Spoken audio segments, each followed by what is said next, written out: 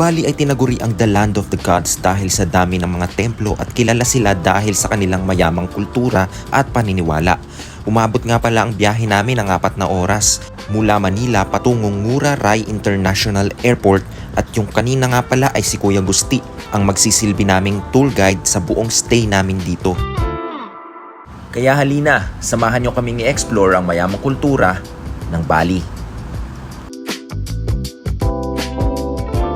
Ito nga pala ang tinatawag nilang batik kung saan mano-mano nilang ginagawa ang disenyo ng mga kasuotan ng mga Balinese. Na-experience din namin ang isa sa pinagmamalaki dito sa Bali, ang coffee luwak. At dahil nga coffee lover ako, hindi ko ito pinalampas. Ang coffee luwak ay gawa sa pinatuyong dumi ng hayop na tinatawag na Asian palm civet o mas kilala nga dito bilang luwak. Laganap sila mostly sa Southeast Asian countries at kabilang nga dito ang Pilipinas na kung tawagin sa atin ay musang. Ayun, tatry natin. Tinry ko na rin siya kanina pero masarap siya, matapang siya. Pero yung tapang niya, yung talagang coffee talaga, legit. Hindi ako yung dun sa mga matatapang. Gusto ko merong konting sweetness. Lalagyan natin siya ng hula putin. Ayun yung white sugar nila dito. Isa pang must try experience dito ay ang Bali swing kung saan kailangan mong umaura habang magsuswing ka sa malalim na bangin.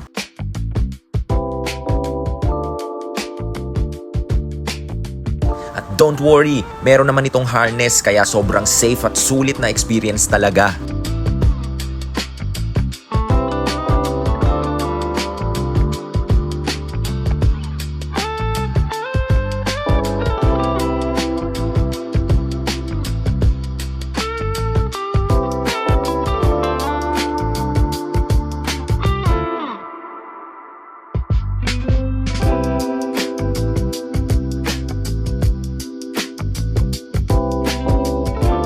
Sino nga ba ang hindi makakabisita dito sa Tirtha Impul Temple na isa sa mga main attraction dito sa Bali kung saan dito sinasagawa ng mga Balinese Hindus ang purification sa pamamagitan ng pagbabad sa spring water na nanggagaling sa natural spring.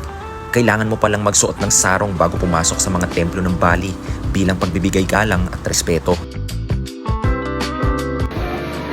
Hi guys, it's our day 2 with Kuya Gusti.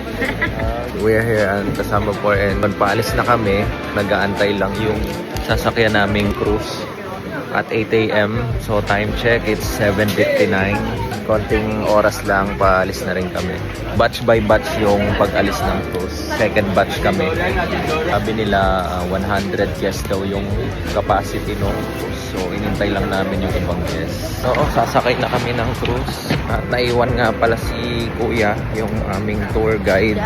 Hindi daw siya kasama, si Kuya Gusti. So kami lang dalawa. Angkal Fast Cruise. Fast daw siya. Tingnan natin kung fast.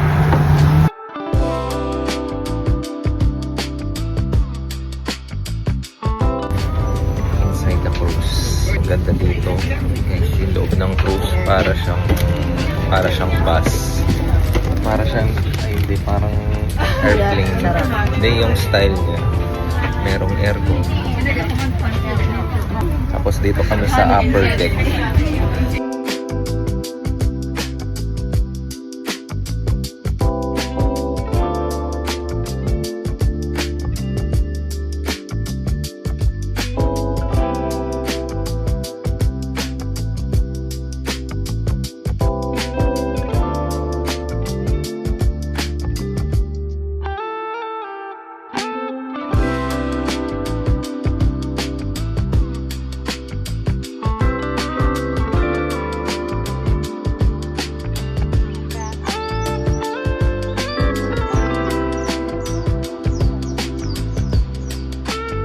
Grabe, para ka nag-hiking.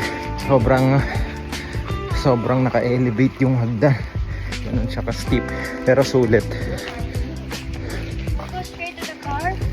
Yeah. We'll go straight to the car? Okay. Pero sobrang sulit guys. Sobrang ganda ng view. Yun nga lang talaga maghihirapan.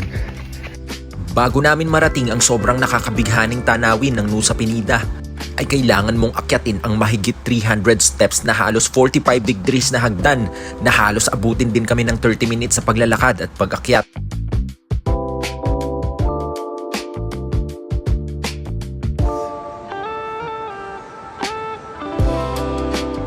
Thousand Islands, dito tayo sa dulo. Ganda ng view. Yun nga lang medyo mahirap yung dadaanan dito kasi sobrang steep. Tapos dun tayo babalik after. Yun yung inakyat natin.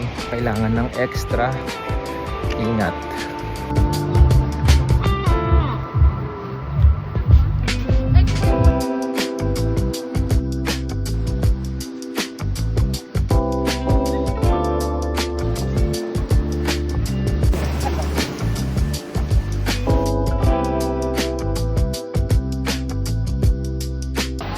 Baba yung kamay. Baba. Baba mo yung...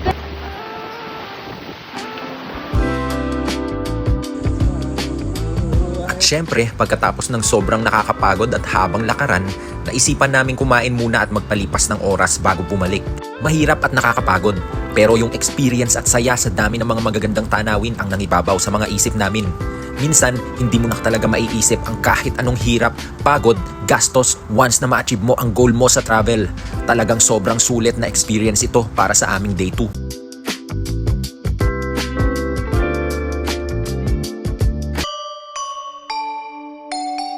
Bago nga pala kami umalis ngayong day 3, maaga kaming nag-prepare dahil oras na naman ang kailangan para marating ang first destination namin.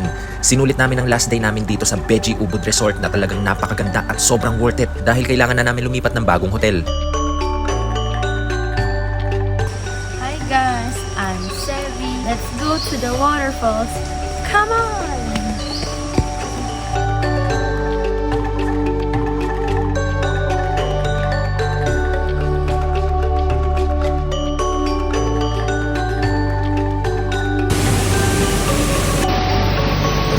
Mukhang hindi na natin pupuntahan yun. Masyadong malayo. Saka mukhang walang tao eh. Di natin alam kung dadaanan. Pinilin ko na lang from here. Mini waterfall. Kaya ganun lang to. Ito siya.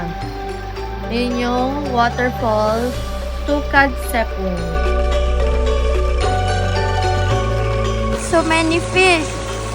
I'm feeding the fish. Did you see that? Look at the food of the fish, Sevi. I'm going to feed the fish. Wow! Napuntahan din namin ang Tirtaganga o mas kilala din bilang Tirtaganga Water Palace. Located ito sa eastern part ng Bali at itinayo ito noong 1948 at ito daw ay isang former royal palace na ngayon ay isa na sa main attraction dito sa Bali dahil din sa mga naglalakihan at napakarami nitong koi fish. At syempre, hindi makukumpleto ang Bali trip kung wala ang isa sa mga main attraction dito, ang Gate of Heaven. At syempre, ito din ay isang sacred place at kailangan pa din magsuot ng sarong at kailangan nakatakip ang balikat o bawal ang mga revealing na damit bilang pagrespeto.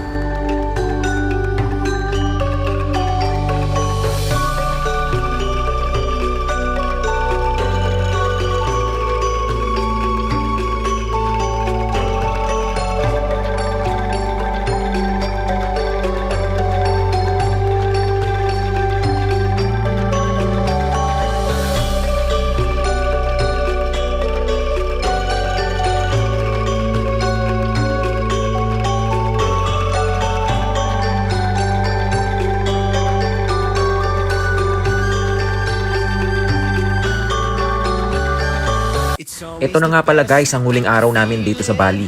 Una namin pinuntahan ang Uluwatu Temple. Kailangan lang mag-ingat dito lalo na sa mga gamit dahil sa mga makukulit na unggoy na bigla na lang mga hahablot.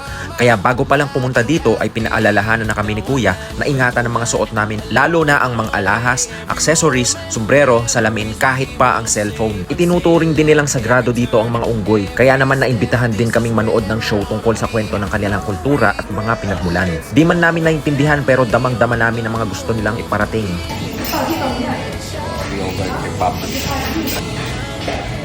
Classic.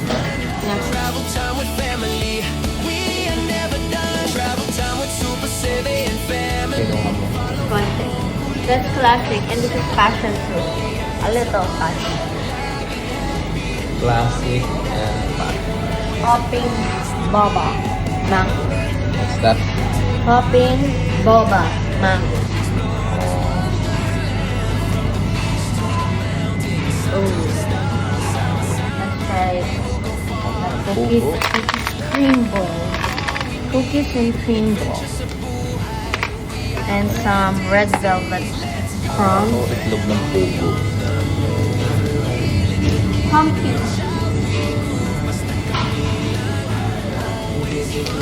Yeah. Almond. Okay. Nice. Masyal and happily kahit saan laging happy, mommy and daddy always blessed with me, traveling with mommy. At syempre, hindi namin palalampasin ang The Edge 180 dahil sa sobrang Instagrammable nitong view. Talagang tiis bulsa lang para sa napakagandang tanawin at experience na hindi malilimutan dito sa Bali. Moments fast, this 2026, sama-sama tayo,